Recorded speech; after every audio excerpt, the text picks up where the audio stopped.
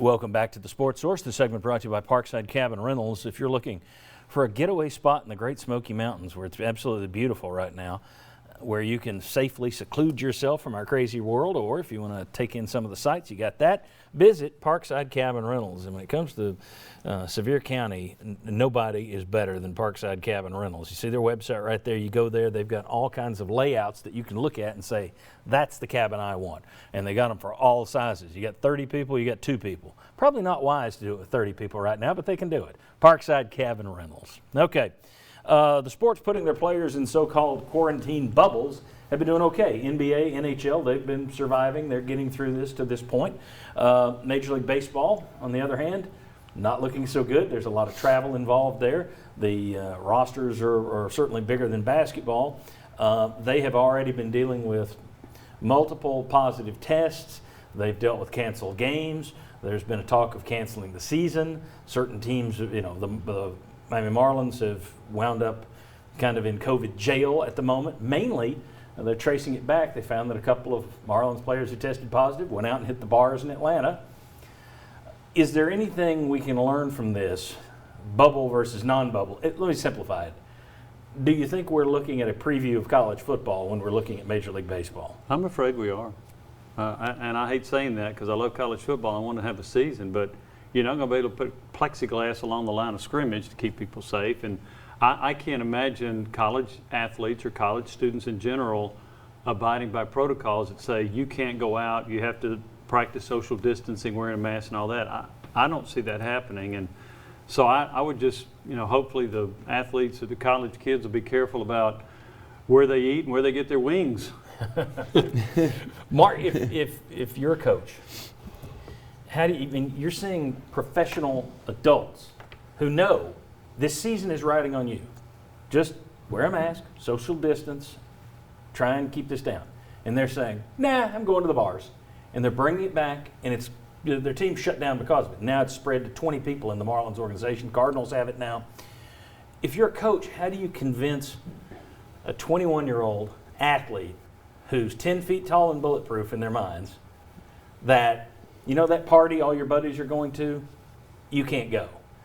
We're testing you and you're socially distanced. We don't know about your girlfriend, so you're not going to be able to see your girlfriend. Yeah. I agree with Jimmy. I don't think it's happening. How do you approach it if you're a coach? Can it be done? I think it's really hard for multiple reasons. One, I think if the coaches are going home to their families and being able to see their families, it's hard for the kid to be able to tell that kid, hey, look, you got to stay in here. You can't see your girlfriend. I mean, that's tough. If the NCAA told you from the very get-go, you've heard all your entire life that you have to be treated just like any other athlete, so that's why you can't get some of those benefits, or like any other student, and now you can't go out like the other students are. And it's one thing when we're in college towns. I went to school in Milwaukee. It's a big city. Even if college kids don't come back to campus, I mean, there's still stuff going on in the city. So how do you keep the kids out from being out and about? I think I'm with you guys. I think it's going to be really, really challenging unless the NCAA somehow makes these rules to where it's just they have to be in and they're allowed to do it, and they put them all in the same dorm, and they're putting all these protocols, and they bring all this stuff to them, kind of like what they're doing in the NBA with the bubble and treating them like pros. And then even then, it's going to be challenging because the difference with the NBA guys, those guys are getting paid, they're getting their money, they can get fined. These kids, the selling points of coaches are like, look, if you want to get a chance to get to that next level, like, you got to play. We've got to have these seasons so scouts can see you. If you don't, we cancel your season. You're not going to get to that contract where you can make millions of dollars. And so, but it only takes one walk-on to say, you know what, forget it. I'm going to the sorority party this weekend. And then he hangs out with the star of the team, and the whole season's gone. So I think it's going to be a huge challenge that I really don't see how they can enforce it. No, you can't continue life as normal because everybody's in this together. The Major League Baseball had 130 pages of protocols.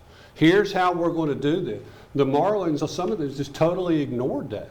And one thing, Major League Baseball waited until after the season, after you're almost saying we're going to have to cancel the season, before each team had a compliance person just for the COVID thing. So you got to look at, Sarah, I think you're looking at doing with your athletes more online classes. You're trying to keep them in pods as much as you can, in groups together.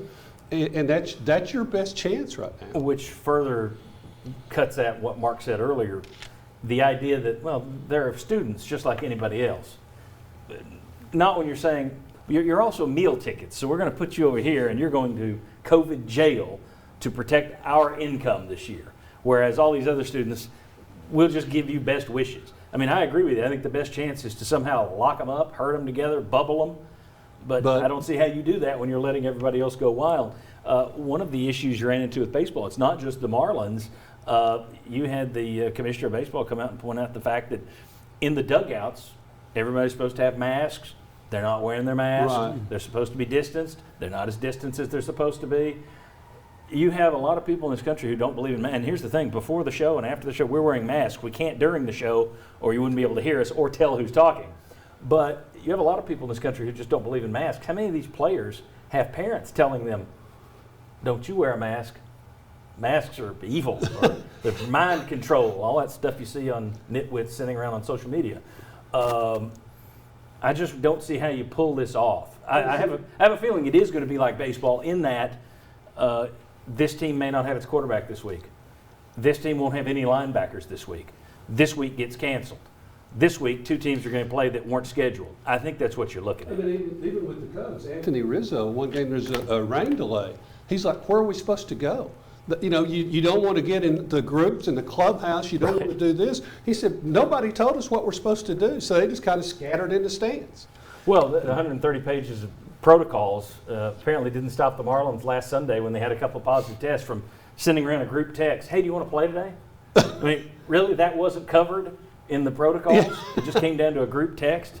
I just think that's also, though, that does speak to the SEC's decision to go all conference. Right. Because right. now you're not having to worry about that 1 or 2 games outside of conference where some other league is willy-nilly. You got 14 schools. Here's what we're going to live with. That makes sense. Well, and then back to why the NCAA is in trouble, because what's going to happen with all these schools that their budget relies on those big, paychecks from Tennessee. You know, what are those mid-major schools going to do? I mean, the NCAA is in a big hurt. When we come back, we're going to ask Mark, former D1 basketball player, what athletes are thinking right now. You're seeing some pro athletes opt out. Hasn't been a big move for that in college. Why is that? We'll talk. Come on back on the